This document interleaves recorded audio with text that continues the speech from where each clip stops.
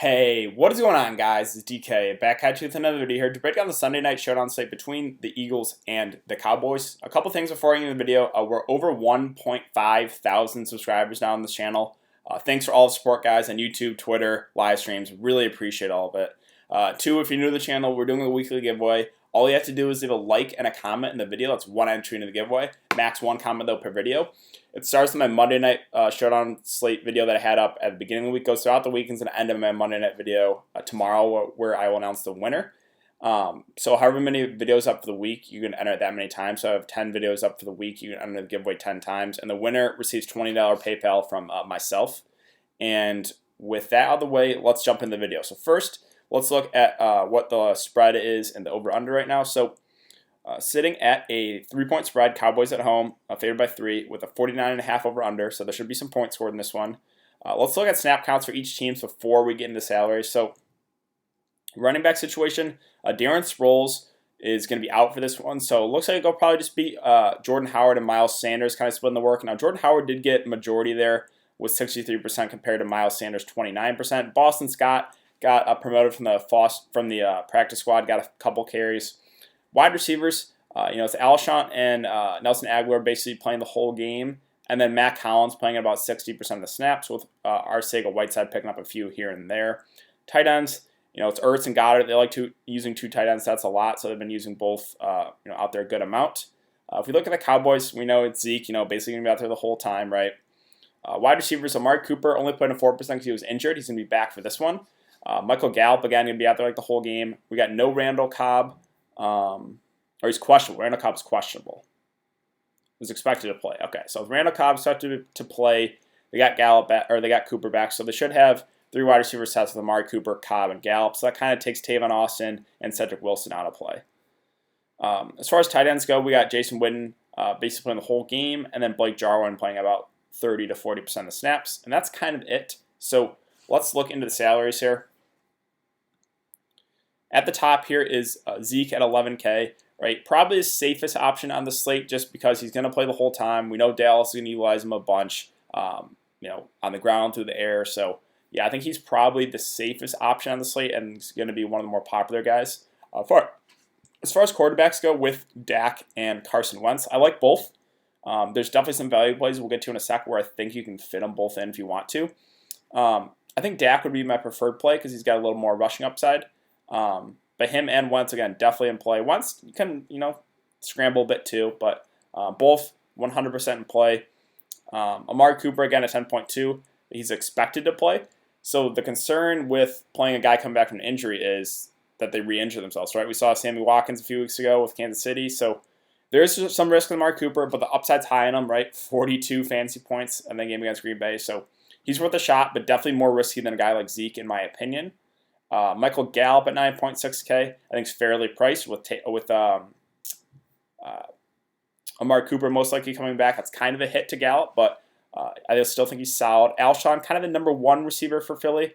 The targets have been there for him really with 9, 8, and 12 targets. So I think he's another solid option in the mid-range.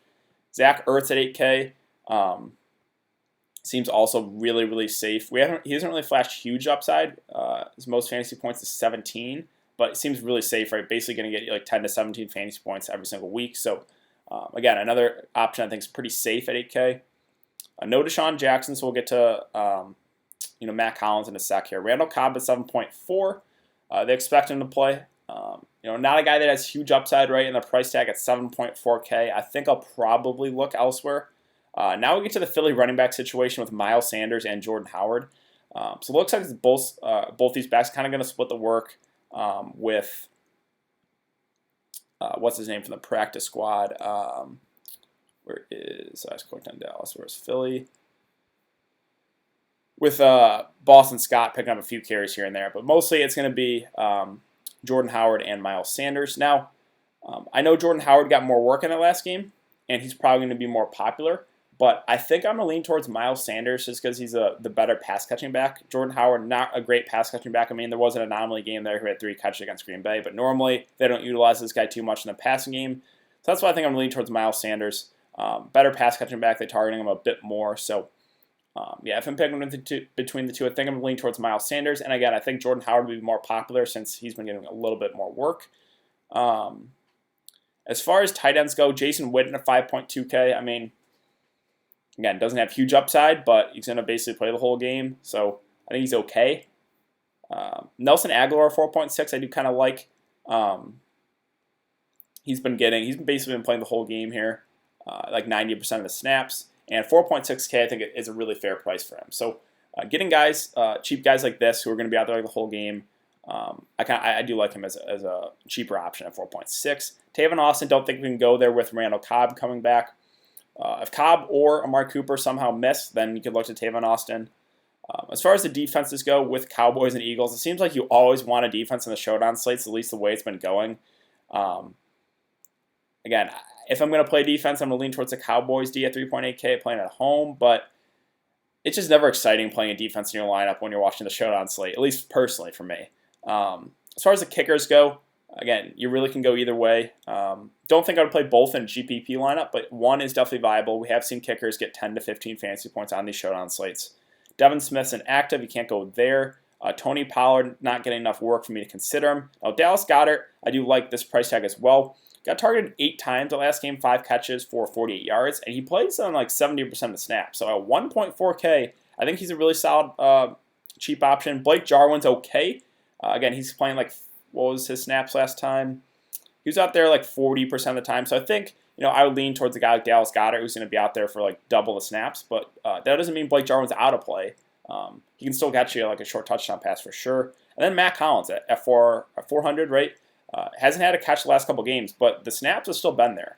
He's had was 46% in week 3, and then 60% in or 40% in week 5, 60% in week 6. So he's probably going to be out there about half the game, right? At 400, he's a cheap guy you got to consider. So there are some cheap options we can plug in to get like a lot of those spend up guys. Guys like Matt Collins, guys like Dallas Goedert. A guy like Nelson Aguilar, right? Those are 3 probably my favorite cheap options. Because plugging those guys in your lineup, then you can get both quarterbacks if you want to. You can get Zeke, you get Amari if you want to take the shot. So, yeah, that's kind of the breakdown of all these players. As far as captains go, if you're playing the safe, a more cash game build, right? I think Zeke is probably your go-to for captain. I think he's just the guy with the highest floor. He's going to be out there the whole time, and he utilizes in the passing game too. So I think he's probably the safest option. Both quarterbacks too are definitely in play, right? If you're playing Dak at captain, definitely pair him with like Amari Cooper and another receiver, get some correlation. Same thing with Wentz. If you're going Wentz, give Alshon or Nelson Aguilar, get some correlation there. Another safe option, I think, would probably be Zach Ertz, right? He's basically gotten like double-digit fantasy points every single week, except for week 6 where he had 8 fantasy points. But still, I think he seems like a pretty safe option. As far as riskier options, I don't mind taking a shot on Amari Cooper, right? The injury concerns me a bit, but the upside's huge on him, so he's definitely viable. You could take a shot in either Philadelphia running back, but again, it's kind of a timeshare. Personally, I'm going to lean towards Miles Sanders, but if you want to go Jordan Howard, you definitely can. You could take a shot on Nelson Aguilar 4.6K, right? Like he's going to be out there like the whole game, and that could open up a lot for you if you plug him into your captain spot, because then you got 8.6K remaining. You could probably fit in Zeke, both quarterbacks, and maybe one other stud. So I don't mind taking the shot there, or like really, really risky, taking a shot in like a Dallas Goedert or Mac Hollins.